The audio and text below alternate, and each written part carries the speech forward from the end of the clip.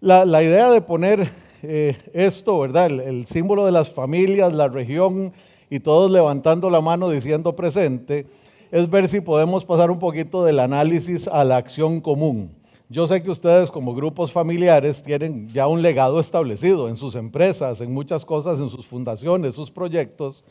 La pregunta es si además de aprender de la fertilización cruzada que se logra en estos eventos, como ha sido propuesto, podemos hacer a nivel de los países o a nivel de la región algunas iniciativas comunes. Y ya vimos también que había algunas, ¿verdad? Ricardo nos habló de su relación con Panamá, de su relación con Nicaragua, de sus proyectos en El Salvador, que ya son proyectos que cruzan la frontera y que están articulados precisamente con gente aquí alrededor del salón.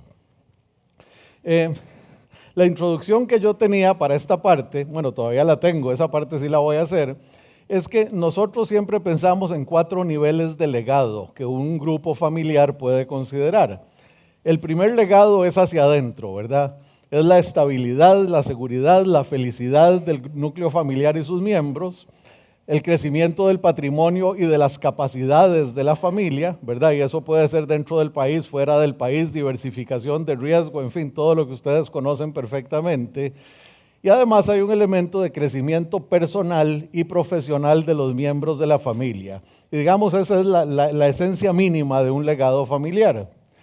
Hay una segunda parte que es esencial y que no hay que perder de vista, que es que cada vez que ustedes invierten su dinero en actividad productiva, están generando nuevos mecanismos de creación de riqueza, nuevas fuentes de empleo, nuevos encadenamientos, están utilizando productivamente recursos de la sociedad, están generando empleos, expandiendo el comercio y por supuesto los productos y servicios, si no tienen un valor real, pues el mercado no los acepta, no los compra y no los paga al precio que están. Entonces claramente en la misma dinámica productiva, cuando las empresas son sostenibles, bien manejadas, hay buena gobernanza y hay buena sucesión, son un enorme valor para la sociedad. Son la forma como transformamos el potencial en riqueza real. Y eso no hay que perderlo de vista, ¿verdad? Algunas veces yo siento que las familias se sienten muy obligadas, que la fundación, que esto, y claro, el privilegio de su éxito los hace querer compartir. Pero una empresa bien manejada, que cumple con las leyes, que utiliza productivamente y ecoeficientemente los recursos naturales, que compensa el uso de los recursos de la sociedad, que trabaja bien con sus colaboradores, que cumple con sus obligaciones, que respeta las leyes, que tiene códigos de ética y conducta representativos de su cultura, de sus valores y de la misma sociedad y cultura a la que pertenecen, es una empresa absolutamente social que ya está creando valor. Y sin necesidad de entrar en ninguna forma de filantropía, ya está trascendiendo la frontera de lo productivo. En este sentido, el valor y responsabilidad social y valor compartido con stakeholders y comunidades relevantes a partir del negocio y su cadena de valor es esencial. Aquí lo vivimos en Mucul, ¿verdad? Uno ve los chocolates que nos ponen, uno ve el abastecimiento de ciertos vegetales de la comunidad, el empleo de gente de la comunidad. Esto no es nada más un hotel, es un sistema de encadenamientos, abriendo una nueva zona productiva en un país, cambiando estándares de producción, en este caso en la industria del turismo, invirtiendo recursos. Hay un multiplicador que ya lo hace socialmente responsable, independientemente de cuánta rentabilidad y riqueza particular genere al hacerlo. Y en este sentido, otra vez, si nosotros encontramos la forma, es eso que se llama hoy el valor compartido, como dentro del giro del negocio podemos estar creando impacto social e impacto ambiental positivo en nuestras comunidades aledañas o en nuestros stakeholders relevantes, hay un nivel de legado que otra vez no necesariamente me desvía. Yo siempre pongo mucho énfasis en esto porque las empresas y los empresarios sienten a veces la filantropía casi como una obligación. Y no lo es. Una empresa puede ser absolutamente responsable, crear enormes cantidades de valor productivo, social y ambiental sin regalar un solo centavo de lo que va a sus accionistas. El acto de crear filantropía, que es tomar esos recursos, esos excedentes y ponerlos adicionalmente al servicio de la sociedad, no es valor compartido y no es responsabilidad social, es precisamente filantropía y tiene que ser separado. Y en ese sentido, la filantropía o lo que hoy se llama inversiones de impacto, impact investment, para crear valor social y ambiental por encima y más allá del negocio y la familia, no es una obligación de la familia exitosa y responsable. Y estos 4 niveles, sin embargo, nosotros hemos aprendido a entender que no solo son simbióticos, que hay una sinergia positiva entre ellos, sino que muchas veces estas inversiones filantrópicas se convierten en un requisito, pero no desde el punto de vista moral de la familia, sino desde el punto de vista de poder construir el tipo de sociedades donde queremos que la familia desarrolle su estabilidad, su seguridad, su felicidad y demás. Y en ese sentido, no hay una contradicción ciertamente entre una familia exitosa internamente, que genera muchísima riqueza a nivel productivo, que comparte esa riqueza en sus cadenas de valor con los stakeholders a todo alrededor de esa cadena de valor, y que eventualmente decide voluntariamente invertir otro nivel de recursos para crear otro tipo de impacto y otro tipo de valor. Entonces son 4 niveles de legado, y los 4 son absolutamente relevantes, particularmente en un grupo familiar. Si aquí estuviéramos hablando de una corporación cotizada en bolsa, lo que diría aquí sería muy diferente. Es responsabilidad financiera y pasamos a otro tipo de lógica. Ok, entonces si existen estos 4 niveles de legado, aquí vamos al primer momento de reflexión. Y ahorita me devuelvo a esa lámina. Pero para mí una pregunta esencial, y que yo espero que sea muy diferente lo que conteste alguien muy joven que está en el negocio familiar, de alguien muy viejo que está en el negocio familiar, de alguien que no está en el negocio familiar pero que interactúa constantemente con la familia, miembro de la familia pero no participa en el negocio, etcétera. En todos estos perfiles es cómo se define el éxito del grupo familiar. Y si me devuelvo aquí por un segundo, yo sí les quisiera pedir, para eso tengo esas pizarras ahí al lado, y yo voy a escoger así al azar por perfiles de edad y y porque medio los conozco a todos. Por favor, hagamos una definición de qué es el éxito para su grupo familiar. Si ustedes en 5 años estuvieran echando este discurso, hoy me considero un grupo familiar verdaderamente exitoso porque hemos, y hay un espacio en blanco. ¿Qué va después de ese hemos? ¿Qué es lo que los hace a ustedes sentirse exitosos como grupo familiar? Piensen un ratito, ahí tienen papel y cuadernos, si no tienen cuadernos allá hay un montón, bolígrafos sobran. Por favor, ténganlo por ahí y ahorita lo anotamos por acá, unas 10 respuestas de diferentes perfiles. El crecimiento y la rentabilidad proyectada en el periodo designado. Hemos distribuido el 50% de las disponibilidades en dividendos a nuestros accionistas, manteniendo vigentes los instrumentos de gobernanza establecidos. Hemos mantenido a la familia unida. Ajá. Hemos contribuido con la sociedad y hemos creado más fuentes de empleo. Nuestras marcas Flor de Caña y Mocul como marcas globales.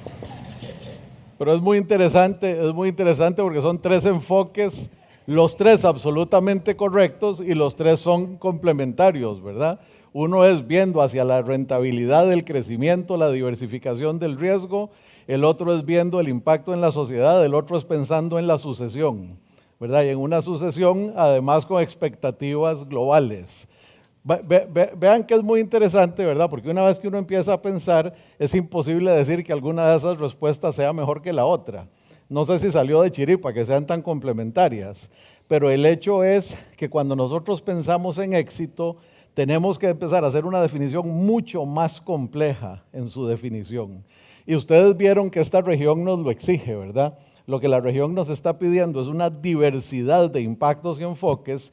Y dejémonos de cuentos, ustedes son los grupos familiares, hay otros, no son los únicos, pero son grupos familiares que tienen que establecer el estándar, que tienen que establecer la dinámica, que tienen que servir de ejemplo para las otras organizaciones de la sociedad. Por ahí hay otra mano. Dale, Carlos Reinaldo. Nuestro grupo hemos consolidado nuestro legado en la responsabilidad social en Nicaragua, creando la organización que hoy, después de 12 o 13 años, refleja la posición de toda la nación y del sector privado de nuestro lado humano.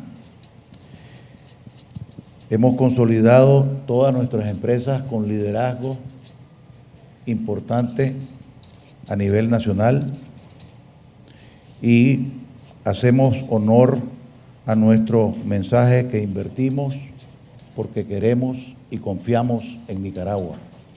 Una de las cosas interesantes de lo que decía Bobby Murray al principio es que en un mundo globalizado con la dinámica que vimos, la diversificación del riesgo nos da infinito número de alternativas, ¿verdad? Ya no es nada más diversificar el riesgo que me salgo de El Salvador para estar en El Salvador y Honduras, no todos los huevos en la misma canasta. Realmente hoy diversificación, un poco lo que decía también Carlos, tiene una connotación para ustedes potencialmente global. El mensaje de Carlos Reinaldo es bien diferente, ¿verdad? Es local, es impacto en Nicaragua, el país que queremos, el país que respetamos, que otra vez, no es que los otros no lo estén diciendo, pero está esa dicotomía entre todos los huevos en la misma canasta, una canasta que vimos que es de alto riesgo, comparado con la seguridad del núcleo familiar y que se hace en un contrapeso, hasta diría yo, saludable, ¿verdad? Si de verdad el primer legado es ese cuadro rojo que yo había puesto ahí, ¿dónde está la computadora que ahora no camina? Devolvete uno vos, por favor. ¿Quién sabe qué le toqué a esta cosa? Ahí está. Pero si ese es el primer legado, ¿verdad? Es muy diferente. Y ahora lo que Carlos Reinaldo nos está diciendo es que en todos estos legados, él atraviesa transversalmente en Nicaragua, ¿verdad? Como una parte esencial, por lo menos con una porción importante de las inversiones de la familia, en respetar y tratar de contribuir al desarrollo de un país en particular. Eso no lo pierdan de vista, porque todos ustedes lo hacen de todas maneras, ¿verdad? Vuelvo a decir, ustedes han tenido la capacidad de vender sus operaciones en la región, diversificar su riesgo, convertirse en inversionistas internacionales y seguramente ahorita estarían más preocupados por lo que pasa en Cataluña que por lo que pasa en Managua. Pero todavía todos tienen una huella regional importante y eso no lo perdamos de vista nunca. Uno más de los roquitos. Silvio. Okay. Bueno, yo esta pregunta la respondí en dos partes, como decía Stanley. Bueno, si hablamos de la empresa familiar, yo diría que es importante un crecimiento sostenible, dar dividendos sostenibles, tener una transparencia, información total a la familia, que haya una unidad familiar, que sea una empresa responsablemente social, etc. Definitivamente que la transparencia en las empresas familiares es importantísimo para mí. O sea,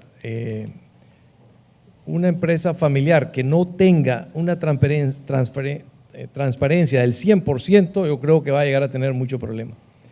Y luego la contesté internamente, a lo interno, a mi familia. ¿Cuál sería para mí el legado más importante para mi familia? Entonces, esto yo lo resumo, yo digo que toda mi familia esté dentro de la iglesia. ¿Dentro? De la iglesia. Ah, ok. Ese para mí sería el legado más importante que yo le puedo dar a mis hijos. Que en este caso vos lo contextualizás ahí, pero en realidad es un poco lo que decía Harry. Es un set de valores en el que vos crees profundamente y que querés que sea una parte esencial de tu legado a ellos, ¿verdad? En este caso es particularmente en la iglesia, pero cualquiera que fueran los valores dominantes que para vos han definido tu vida y tu éxito, los querés trasladar. Ok, ¿ya funciona? Spouses, señoras, ¿cómo definen ustedes el éxito del grupo familiar? A ver, Vivian, ayúdame. El éxito familiar yo lo concibo de esta forma. El respeto es como el dinero.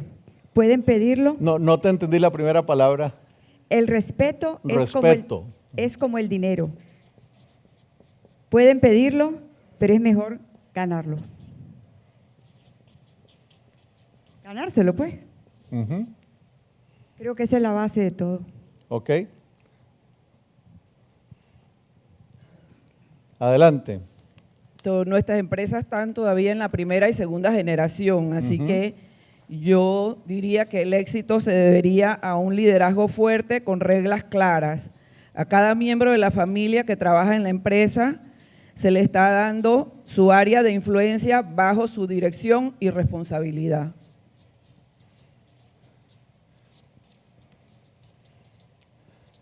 En realidad lo que está hablando es de una primera sucesión exitosa, ¿verdad? Harry hablaba que la primera sucesión normalmente es más sencilla porque hay un patrimonio creado que los hijos acogen y que quieren normalmente manejar. Es más diferente en la tercera o cuarta generación.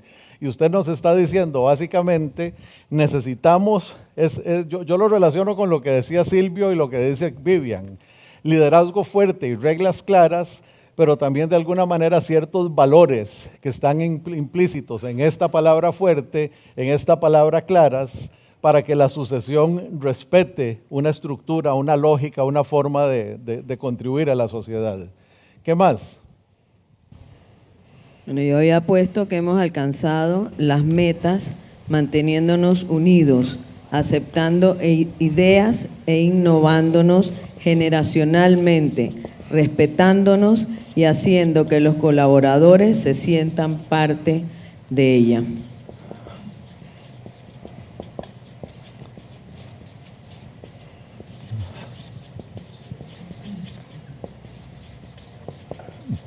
Hay una parte que se me perdió ahí en medio, lo segundo que dijo, metas estando unidos, respetándonos, los colaboradores sintiéndose parte, pero hay un segundo punto que no le capté. Que es muy importante, es innovándonos. Eso. Generacionalmente, respetándonos.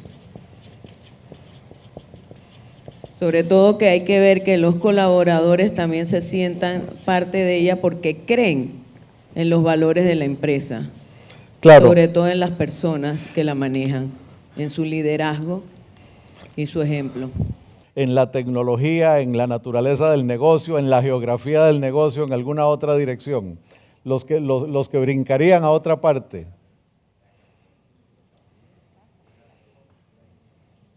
Ok, entonces déjenme ir con ustedes 6. ¿Qué es lo que a vos te gustaría ver en el futuro?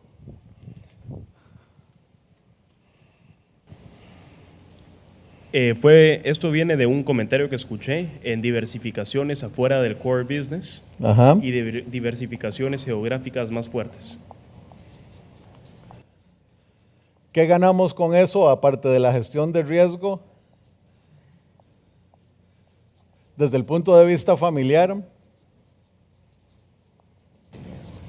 Sí, continuidad y como pusieron también anteriormente llamémosle la innovación generacional. En temas ambientales, ustedes hablaron de la posibilidad de mejorar el transporte público urbano, del manejo de desechos sólidos, reciclaje, promoción de la economía circular, de proyecto para reducir la contaminación de las aguas, todas, aguas de mar, aguas de río, etcétera, lagos, desarrollo de una cultura, conciencia ambiental relevante a nivel nacional. No existe información, no existe educación, la gente no lo valora porque no tenemos esa cultura. La recuperación de tierras forestales como una manera no solo de mitigar la huella de carbono, sino realmente de revivir nuestra biocapacidad y volver a balancear nuestro patrimonio con nuestro consumo. Modernizar matrices energéticas con bioenergía, energía eólica, solar y otras. Modernización del transporte de carga a nivel regional, el rediseño de las ciudades hacia sustentabilidad y proyectos generales de reducción de la huella de carbono. Vean que esto hay dos formas de verlo, ¿verdad? Qué tirada, qué agenda más compleja o qué maravilla, qué oportunidad más maravillosa de invertir, de crear valor y de empezar a trascender, de acuerdo con lo que estábamos hablando hace un minuto. Más interesante todavía, hablamos de la modernización de la economía y ahí sale fortalecer la plataforma de atracción de inversión extranjera directa, optimizando la transferencia de tecnología. Cada vez que viene un inversionista extranjero, nueva tecnología, nuevo mercado, nuevos patrones, nuevos métodos de producción, transfiramos, capturemos esa tecnología. Digitalización de la economía, y ahí usamos el término saltos de rana, no es mejoras marginales, sino Estonia, Nueva Zelanda, ¿verdad? El salto de rana a una economía digital en el plazo mínimo posible. Mejorar el clima de negocios para la absorción y transferencia de nuevas tecnologías, promoción del emprendedurismo tecnológico, científico, fomentar e invertir en conectividad universal como parte de esa plataforma esencial y promover el tránsito hacia una economía de servicios de valor agregado o servicios avanzados. Otra vez, sin poner ahí títulos de industrias, es un poquito lo que estábamos hablando en esta lámina, ¿verdad? Sin salir de la región todavía, es toda una nueva generación de inversiones, toda una nueva forma de entender el futuro. Hablamos también de proyectos para mejorar la confianza. Y aquí cayó más el peso sobre los jefes de familia, diría yo.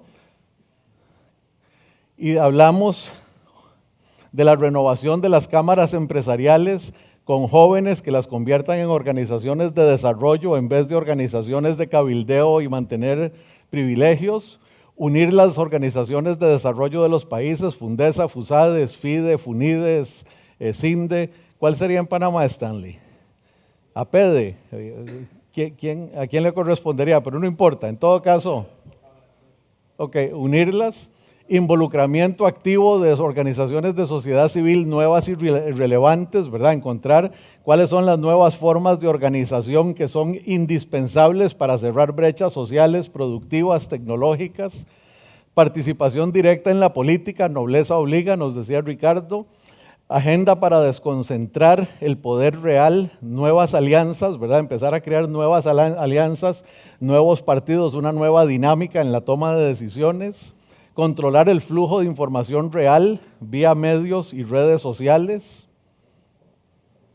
fortalecer los instrumentos de transparencia en la sociedad, programa integral, perdón el typo ahí, para combatir la corrupción, usar el peso del grupo y su poder de convocatoria para la formulación de una agenda nacional de largo plazo o regional, combatir de frente el populismo mediante información fidedigna y educación, trabajar una visión común de largo plazo a nivel de países y la región y confrontar el ego personal y familiar con responsabilidad por la sociedad. De alguna manera entender que no es una dicotomía, sino que realmente lo que estábamos discutiendo hace un momento, el éxito de la familia debe ser el éxito de las industrias, los países y la región misma.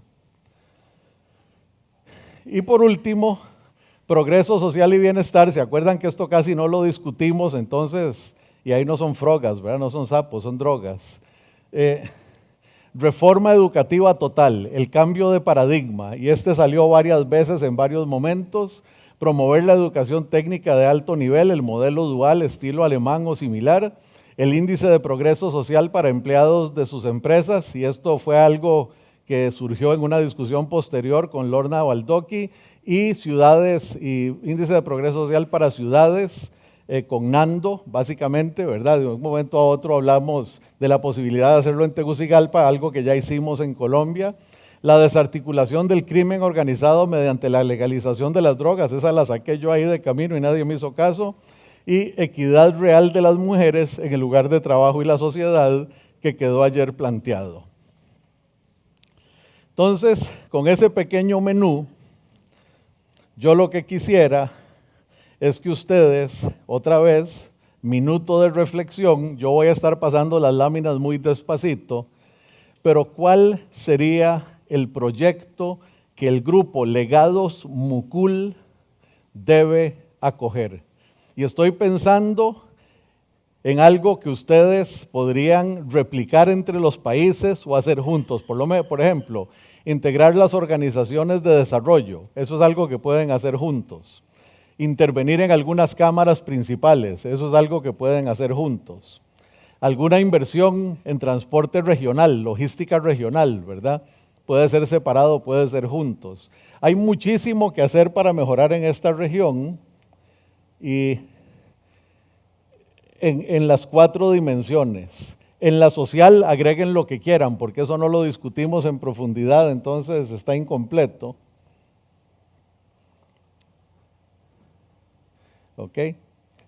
Entonces ahí están ambientales, se las dejo un ratito.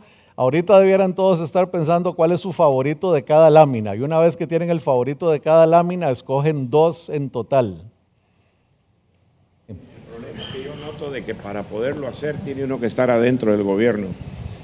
Es decir, el problema de afuera es bien para lo que es la educación pública. Se pueden hacer muchas cosas, pero hay que estar adentro. De afuera es más difícil. Es decir, la privada es otra cosa, pero la educación pública uno tiene que estar adentro. Y ese es el otro problema, si se quiere estar adentro o no. ¿Verdad? Necesitamos entonces más bien elegir un ministro, ¿verdad? Escoger al ministro, a los ministros, porque no es solo uno. ¿Ok? Chapinlandia, me falta. Yo sí soy creyente fuertemente de que las cámaras cambien de agenda hacia una agenda de desarrollo.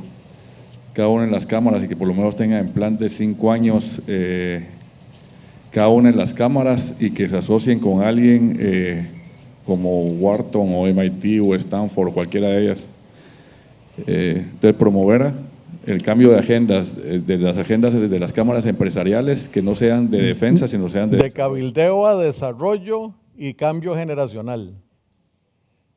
Sí, lo ideal sería que fueran los jóvenes los que ingresaran a las cámaras, con un apoyo de todos nosotros hacia ellos, para poder traer a universidades y traer grupos como Boston Consulting, como INCAE, para que verdaderamente hiciéramos el plan de desarrollo por cámara, porque es diferente. Pues si cada una de las cámaras, finanzas, agro, comercio, tienen sus planes de desarrollo los próximos 5 años, el país tiene un plan de desarrollo. Si no lo tienen, no se le puede pedir nada al país. Ok, pasa el micrófono atrás, por favor. Bueno, ahí está. El comentario. En Panamá tenemos la APEDE, la Asociación Panameña Ejecutiva de Empresas, y tiene una visión país 2040 que es auspiciada por el BID, y es una visión compartida de empresarios sobre dónde vemos a Panamá, nuestro país soñado a futuro, y ese sería un tema que deberían los otros países imitarlo, porque es una visión muy consensuada, y bueno, si no llegamos allá, yo pienso que nada más poner la meta nos hace tener una dirección muy consensuada. Ahí el tema vuelve al tema del poder de convocatoria de este grupo. Costa Rica tiene una Agenda 2050 que la hicimos con científicos, empresarios, todo lo demás. Los candidatos ni la han leído siquiera, los candidatos a la presidencia, y están en una agenda completamente paralela, ¿verdad? Entonces el tema del poder de convocatoria para influir se vuelve muy importante acá. A ver, en el grupo de cónyuges. Que las donaciones sean deducibles de impuestos. Ok, créditos fiscales. A nivel pues centroamericano, ¿verdad? Y eso hace que se unan los gobiernos, la empresa privada y las ONGs, para que entre todos ellos sean una gran fuerza que muevan. Ahí hay un tema de trazabilidad y responsabilidad muy importante. Fíjate que este tema, las cooperativas en Costa Rica tienen exoneración de impuesto de renta, y supuestamente entonces tienen una obligación de inversión social. Más o menos la mitad lo cumplen, algunos lo cumplen muy mal porque sí lo invierten sin resultado, y hay unas pocas que lo invierten maravillosamente bien. Entonces el supuesto peligroso es que en las donaciones hay un impacto social o un impacto productivo transformador superior en la empresa privada que en el gobierno, que es peligrosísimo, porque así como hay muy malos gobernantes, también hay empresarios que van a hacer el mínimo, ¿verdad?, a cambio de get away with no pagar los impuestos que les correspondería. Entonces, si se va a crear una cosa así, hay un mecanismo de trazabilidad que es indispensable, ¿verdad? Y tiene que tener techo, obviamente, porque hay una estructura fiscal que sostener. Pero bueno, vamos adelante. Otra. Yo tengo en ambientales el transporte público urbano. En tecnología, fomentar e invertir en conectividad universal. En ajuste político, controlar el flujo de información real vía medios y redes sociales. Y en progreso social, por supuesto que la reforma educativa. Y la reforma educativa. Ok. Ok, por lo menos una más del grupo. Sí, adelante. En el tema político deberíamos de hacer un inventario de posibles personas del lado del sector privado que quieran participar en la política y capacitarlos, mandarlos a capacitar a Washington o a ciertos lugares, en tipo, nosotros tenemos ahí Guate Futuro, que es una fundación que manda personas en el posgrado. Entonces, a los 2 años regresan y se colocan muchos en funciones del gobierno. Entonces, deberíamos hacer ese grupo, identificarlo bien, capacitarlo y que tome liderazgo en el sector político. Ver dentro de los grupos empresariales quiénes tienen interés en la política y darles las herramientas para que lo hagan bien. Básicamente, ok, interesante. ¿Alguien más? Ok, vámonos a los jóvenes y ya vamos a aterrizar, no se preocupen, si yo también estoy sofocado, yo soy el que estoy sudando, no sé ni por qué. En ambiental, el transporte público. En tecnología, la conectividad universal. Ajá. En político, la agenda para desconcentrar el poder real. Y en social, bienestar, la reforma educativa también. ¿Cuáles son los 2 temas recurrentes muy obviamente? Educación.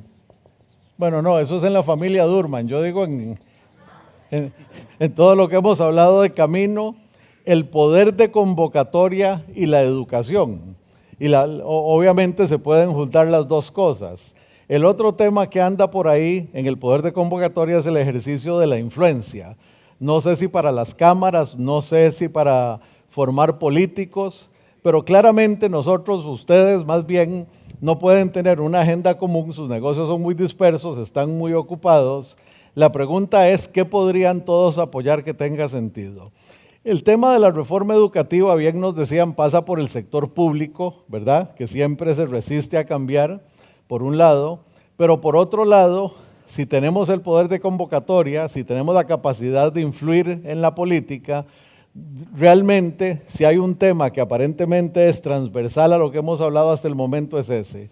Pero a ver, jóvenes, rómpanme el esquema un poquito. ¿Qué ven ustedes diferente? Más que repetir los mismos temas, ¿qué es lo que ustedes quisieran ver cambiar en esta región? Dale.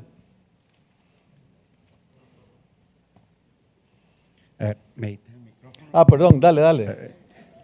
Me gusta que me digan joven, ¿verdad? Así que no quería desperdiciar el momento. Desarrollo de la cultura, yo le cambié la palabra verde a sostenible, porque creo que verde solamente se refiere a la parte ambiental. Ok. Incubadoras para emprendedores tecnológicos. En la política no quiero ser Pep, por eso voy a cambiarlo un poquito, Ricardo. Combatir populismo con educación.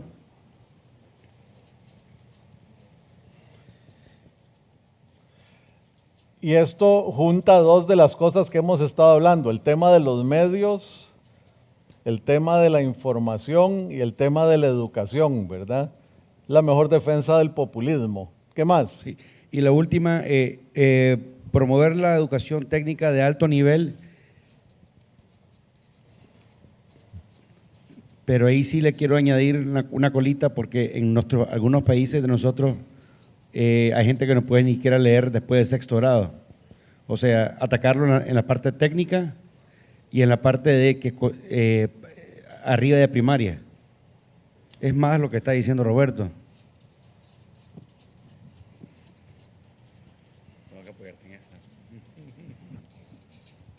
Ok, ahora sí, dale allá atrás.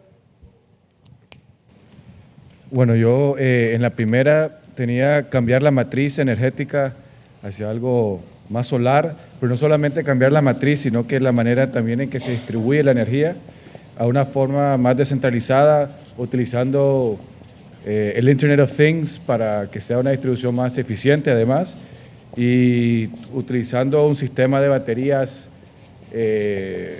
subterráneas, digamos, que te ayude a ser también más eficiente en la distribución. Sí, una pequeña revolución, no es solo la matriz en cuanto a generación, sino la desconcentración del sistema y su conexión inteligente. Sí. ¿Ok? Dale. En la segunda tenía la promoción del emprendedurismo tecnológico. Que es esta misma incubadora que tenemos por acá, que a mí me está haciendo falta en la región, pero en serio, ¿verdad? Pero no, creo que no solamente es la incubadora y los fondos, digamos, también hay un tema cultural que hay que cambiar, donde aquí el fracaso es como condenado, mientras que uno va a un Silicon Valley, por ejemplo, el fracaso, cuando alguien fracasa, inmediatamente el día siguiente se levanta y va a buscar otro proyecto de emprendedurismo, ¿verdad? Entonces, creo que también en las universidades hay que promover de que el autoempleo es una alternativa y no solamente estar creando... Sí, empezar 10 veces no es ser defectuoso, es estar probando y ganando, ¿verdad? Es correcto. Ok. En el punto número 3 había puesto unir a las organizaciones de este tipo FUNIDES de la región y crear como una agenda común. Igual en el punto 4 puse trabajar en una visión de región a largo plazo, pero real de región.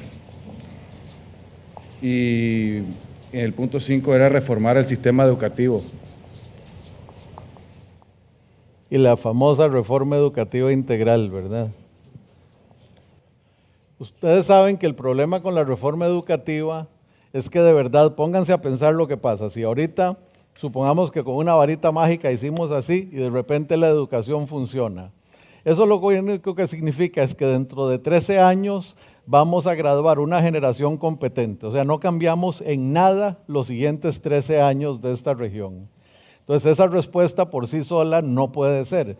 Por eso es el tema de la reconversión, de la educación técnica, del emprendedurismo, del autoempleo. Hay muchísimo más que resolver, porque con solo resolver los problemas de los niños que entran a la escuela hoy no logramos el cambio a tiempo, ni capturamos el bono demográfico que ya se nos está yendo, por un lado, pero lo que es más, si lo hacemos como todo en esta región, vamos a tener una mejora marginal, entonces vamos a aumentar la escolaridad en 1 o 2 años, si acaso, en el promedio de la población. Pero no estamos cambiando la capacidad productiva, creativa, de uso de talentos, de uso de energía, de la generalidad de la población. La reforma educativa integral, claro que cambia la educación de los niños, de los jóvenes, pero tiene que transformar la capacidad de las generaciones jóvenes actuales, llámese de 15 a 35 años, de crear valor en formas completamente diferentes. Y esa es la revolución que no hemos podido plantear todavía.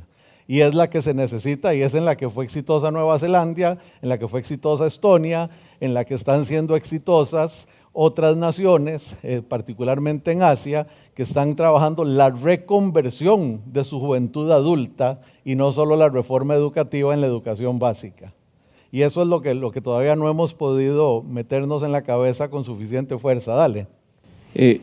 Yo quería la que yo tenía, pero digamos que es a nivel general y como ahí tiro el reto, es un premio y es explotar la naturaleza competitiva de todos los centroamericanos, de toda la gente que quiere emprender para lograr estos retos que se están poniendo acá y con eso lograr fomentar esa competitividad, la gente que trae ideas y soluciones a la mesa reales con planes tangibles y eso acelerarlo y que sea validado realmente regionalmente por todos los que estamos acá. Un poco lo que están haciendo con el X-Prize.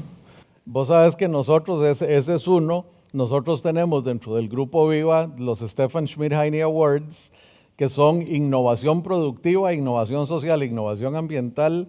Hemos tenido 3.600 participantes en 4 años y algunos de los proyectos son, pero no es la cuestión de agarrar botellas de Coca-Cola y convertirlas en algo, que está bien, hay un montón de esos también, sino de verdad de transformación de sectores enteros, de gente que está pensando en cosas verdaderamente profundas. Eso es una muy linda idea y va de la mano con el tema inclusive de la incubadora, del fondo de riesgo y demás. Adelante.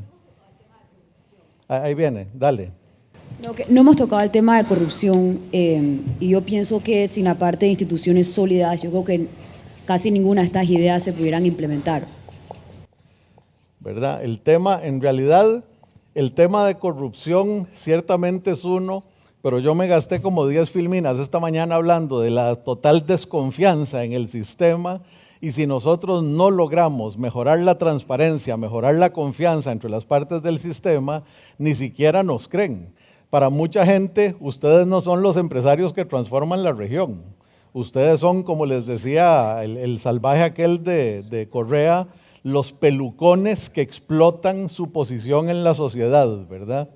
Con esas palabras. Entonces, realmente un tema de cambiar la imagen del empresario, de crear confianza en el empresario, un tema de crear confianza en quienes toman decisiones políticas, un tema de renovar instituciones y hacerlas transparentes para que sepamos qué ocurre ahí adentro, es absolutamente indispensable. Una de las gracias de la tecnología hoy es que permite la transparencia digital, que es sencillísima.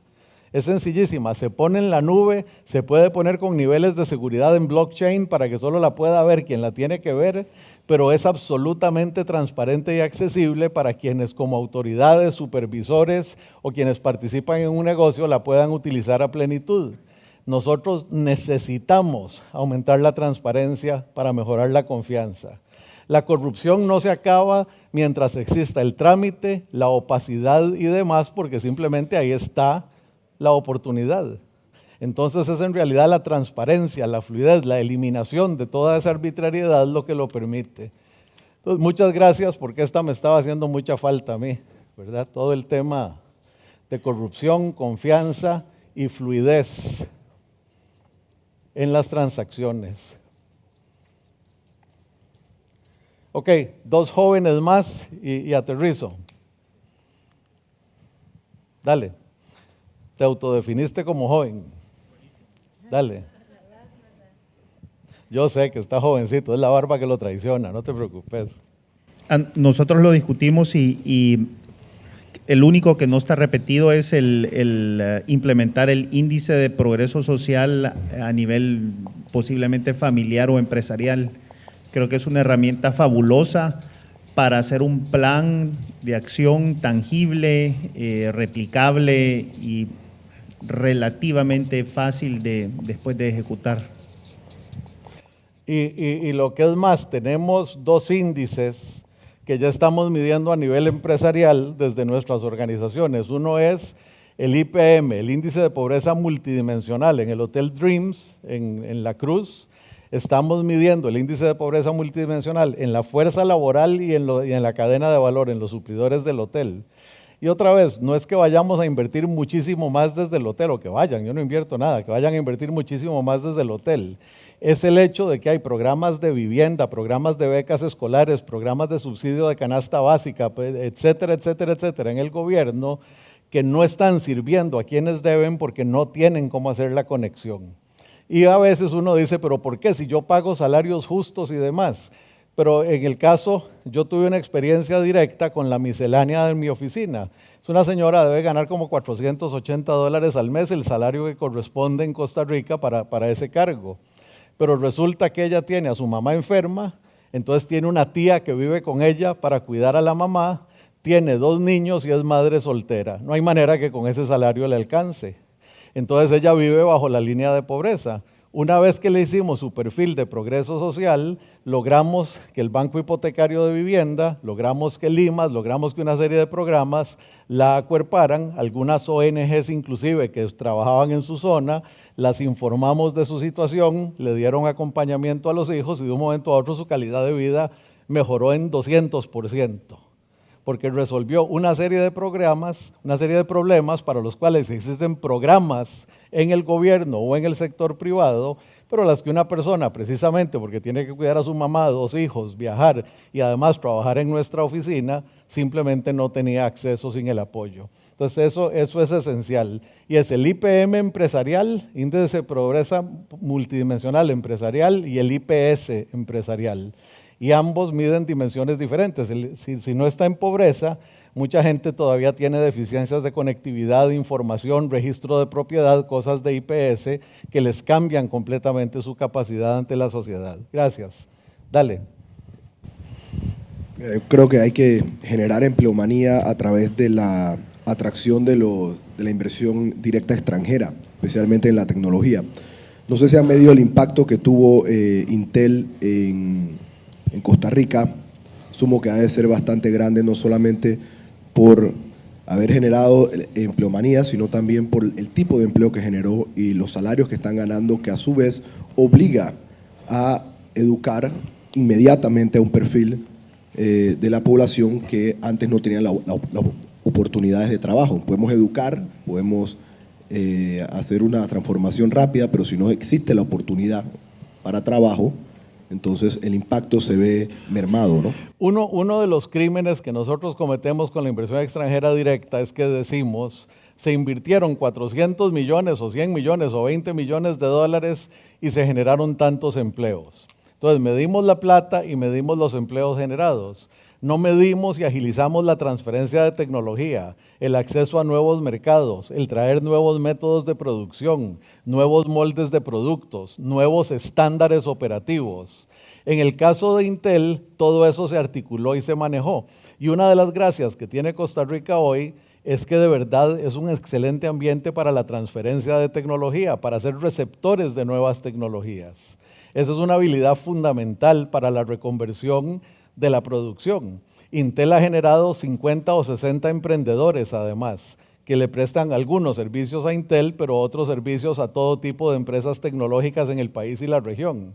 Entonces, claramente, esa transferencia de tecnología genera una explosión positiva. Entonces, definitivamente, una de las cosas, no solo tenemos que hacernos mucho mejor para acoger inversión extranjera, sino ser más selectivos en cuál inversión extranjera y una vez que viene, crear todos esos mecanismos de transferencia a la sociedad. Realmente capturar todo el valor y no decir así 100 millones y 250 empleos como si ese fuera el fin del cuento. Ese es nada más el inicio. Dale. Sí. No requiere ningún tipo de apalancamiento político. Y si vemos todas las historias de éxito que hablamos hoy, de Amazon, de Airbnb, de Uber, todas estas fueron empresas creadas por personas que no tenían acceso, que no tenían un patrimonio familiar o capital. Y el problema que tenemos en esta región es que tenemos muchísimo talento, mucha gente con buenas ideas y con una gran pasión, pero no tienen el capital, no tienen el acceso a ese capital. Entonces yo creo que eso es una cosa que lo podemos hacer a nivel de país, a nivel de región y también a nivel de empresa, porque en la misma empresa hay gente que quiere hacer cosas nuevas, quiere hacer otras funciones, otros negocios, pero no tienen los recursos, pues. Y es sorprendente lo poco que necesitan para el impulso de salida y realmente comprometerse a desarrollar el proyecto. Porque si bien es cierto, cuando una empresa pasa del prototipo a la producción y después a tratar de escalar, pero esa ya es una inversión de crecimiento, ahí ya hay un éxito en el producto. Donde la gente se traba es en el desarrollo de los prototipos y en el financiamiento del capital de trabajo para subsistir mientras dan esos pasos iniciales. Claro, a veces el prototipo implica algunas inversiones de equipo y demás que sí son más arriesgadas, pero el hecho es que en esta región no existe un fondo de capital de riesgo adecuado. Y otra vez, ese me parece a mí que sería el proyecto maravilloso de los jóvenes de este salón, porque ustedes viven eso desde las dos perspectivas, desde la perspectiva de querer acceso al capital para innovaciones y obviamente por su posición en la familia, desde la posibilidad no solo de crear cosas propias, sino de convocar y potenciar a otros. Y otra cosa sería interesante es que estos proyectos, si hubiera algo así, estas empresas que salieran de este programa, se pueden apalancar también en todas las empresas de este grupo, pues que también... Es un mini Shark Tank, ¿verdad? El apalancamiento con la capacidad de distribución, convocatoria, ¿verdad? Si inventamos un productito que se puede poner en las habitaciones de los hoteles, aquí tenemos que 4 o 5 hoteleros, ¿verdad? Ya tenés una escala operativa inmediata. Entonces hay una plataforma de emprendedurismo que ustedes pueden ofrecer que difícilmente vamos a encontrar en otra parte en esta región. Ok, déjenme aterrizar ahí y pasarle esto a Harry, que va a hacer ahora el panel, sí, con quienes se prepararon en el almuerzo. Yo quisiera llamar su atención sobre 4 cosas que para mí son fundamentales. En el fondo de todo esto está la educación, la capacidad de transformar las capacidades, valga la redundancia, de cada ciudadano para aprovechar esas oportunidades y esa dinámica diferente del futuro. Sin embargo, yo quiero enfatizar, y esto solo lo he dicho yo, nadie ha estado de acuerdo ni en contra, pero me lo han dejado pasar. Si me lo dejan pasar está perfecto, si lo creen mejor todavía. No es con mejoras marginales al sistema educativo que vamos a hacer eso. Es una transformación profunda de la educación básica y una reforma más profunda todavía de la educación técnica para jóvenes adultos, porque si no, no cambiamos las curvas de productividad a tiempo para aprovechar todos estos cambios que se están dando. Entonces, invertir en educación técnica y vocacional, intervenir al INA, al INATEC, ¿cómo se llama el de El Salvador? INSAFORP y demás, y realmente fortalecerlos, que alcancen el nivel que deben tener, es absolutamente fundamental. Y esas son instituciones que normalmente están bien financiadas, tienen recursos, tienen infraestructura, lo que no tienen es empresarios con visión que definan el tipo de empleos, el tipo de carreras, el tipo de dirección que deben tener. Entonces ahí hay una oportunidad de oro. La segunda es esta que estábamos hablando. Si estamos hablando de redefinir la forma en que competimos hacia el futuro, no lo vamos a hacer sobre las empresas del pasado.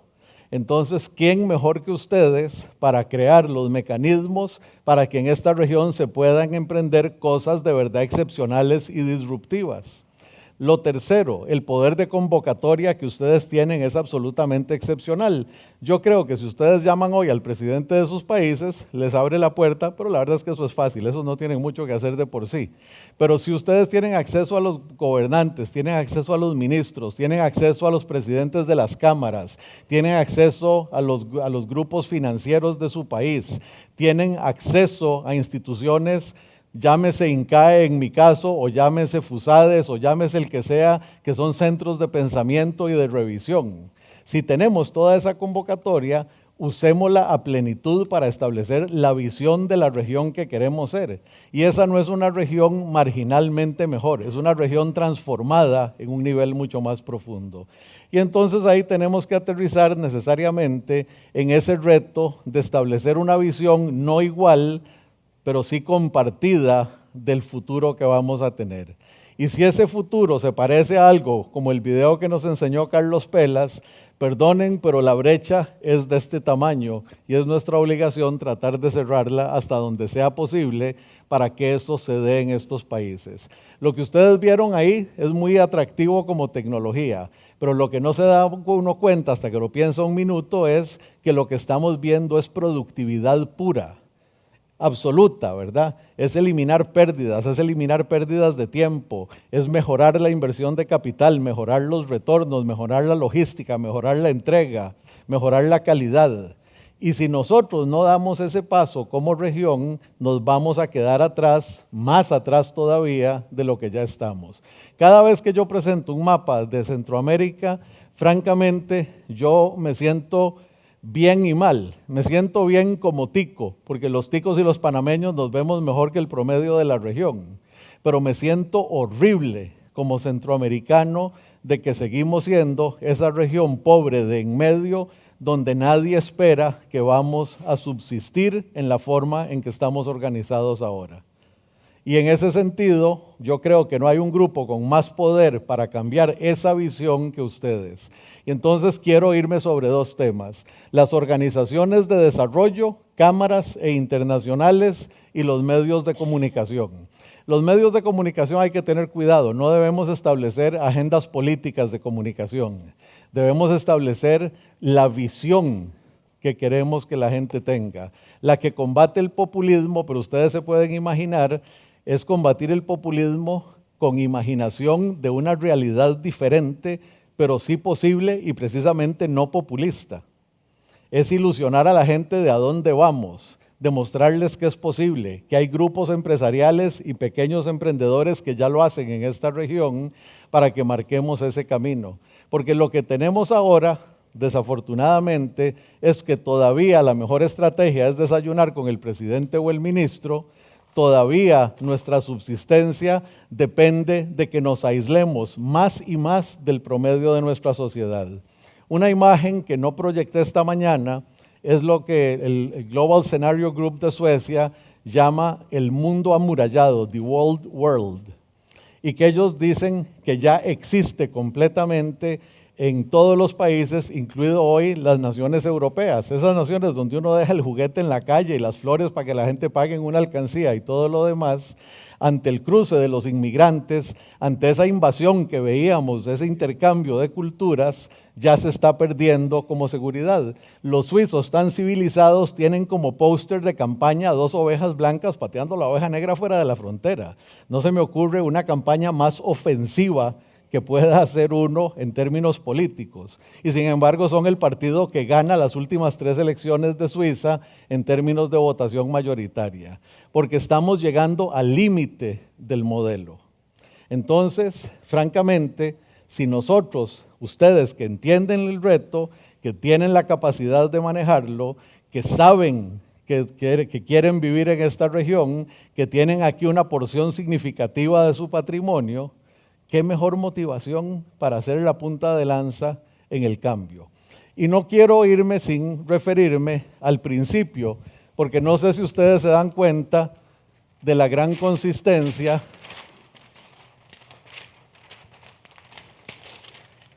que hay en lo que acabo de decir con su definición del éxito.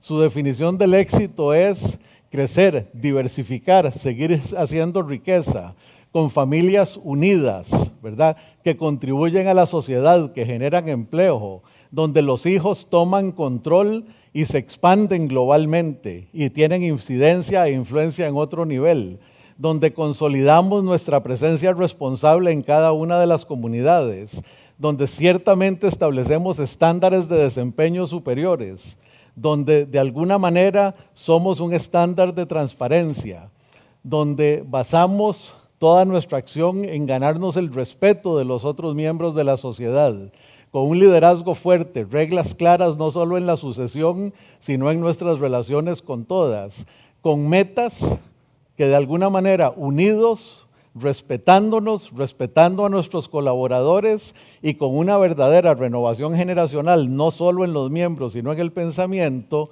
convertirnos en un ejemplo a seguir en la sociedad.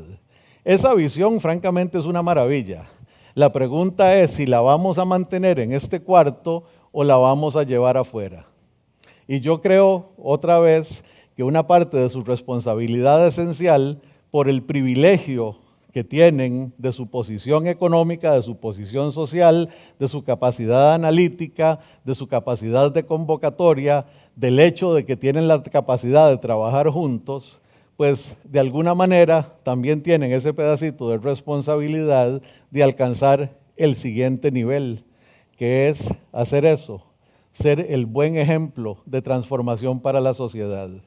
Entonces yo espero que cuando nos volvamos o se vuelvan a reunir acá, ya todos tengan economía circular, ya todos manejen bien los desechos sólidos, ya todos anden en vehículos híbridos eléctricos o de celda de hidrógeno, ya todos tengan solo luces LED, etcétera, etcétera, etcétera, y nos convirtamos en el modelo a seguir y en el ejemplo de transformación. Harry.